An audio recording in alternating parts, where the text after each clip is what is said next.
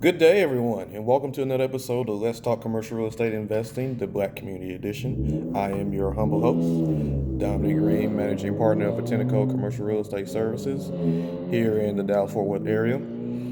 So here today on Education Wednesdays, we just wanted to kind of talk briefly about 2022 commercial real estate investing, and specifically if we're looking at multifamily. As I talked about last year, I'm in the process of putting together syndication to acquire, from a mission driven standpoint, acquire and preserve affordable housing. Right. So those that are um, those properties that are approaching their year 15, that have some type of tax credit, housing tax credit attached to them, or and then the other one is workforce housing, making those affordable in the sense that they're going to serve those that are making, anywhere between probably 60 to 120% of the area median income.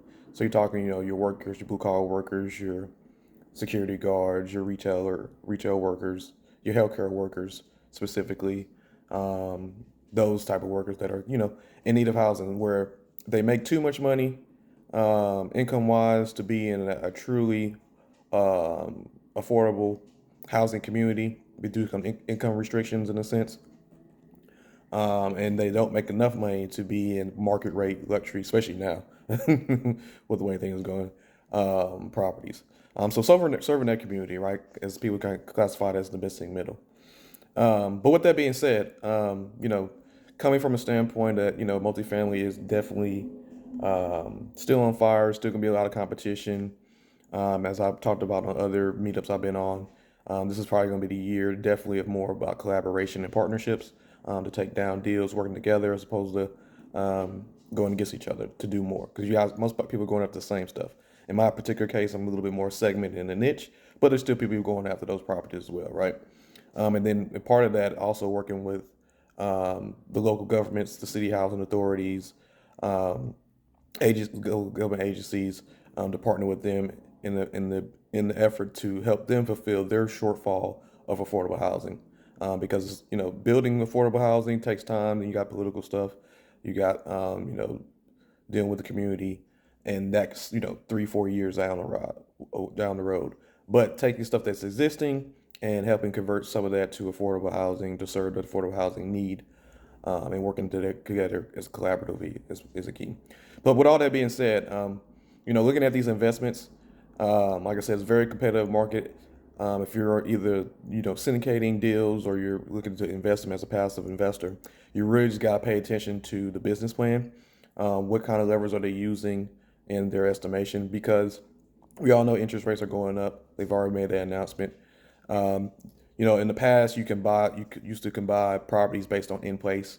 But if you're looking for some, most of the stuff is being advertised as value add. And if you're looking for a value add component, you're going to pay the premium for the opportunity to do that, right?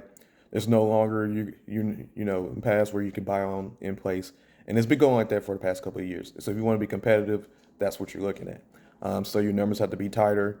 You also, so on that flip side, from an investment standpoint, from an investor standpoint, looking for something passively, you really got to pay attention to where they're cutting, trying to make these numbers work.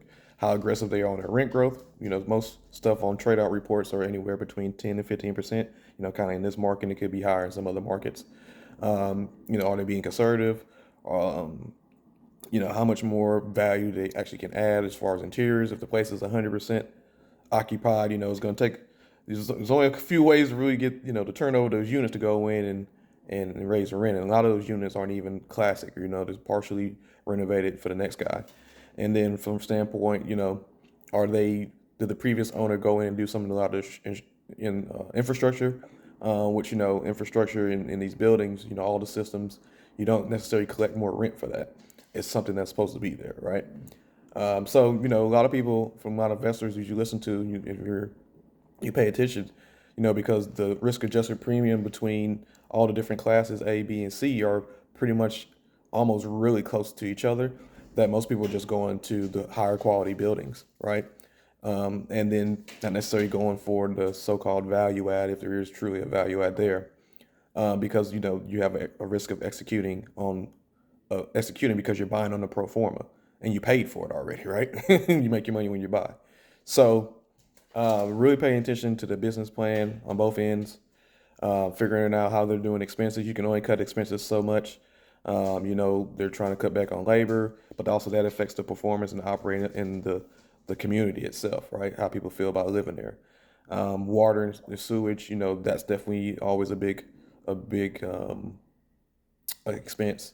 And then obviously your taxes, property taxes, and then focusing on the income. How much more can you raise rent? How much more can you get? Because at some point in time, there's only so much that you can push rent, especially for a lot of the C product that you're seeing, where all the bedroom units are approaching $1,000 plus, right? And that demographic roughly is slightly there, but a little bit below. So it becomes unaffordable to them. So you obviously got another demographic, and you got to make sure that demographic can pay for it. So there's a lot more moving parts. There's a lot more sharper pinches. There's a lot more due diligence. I still think it's going to be competitive.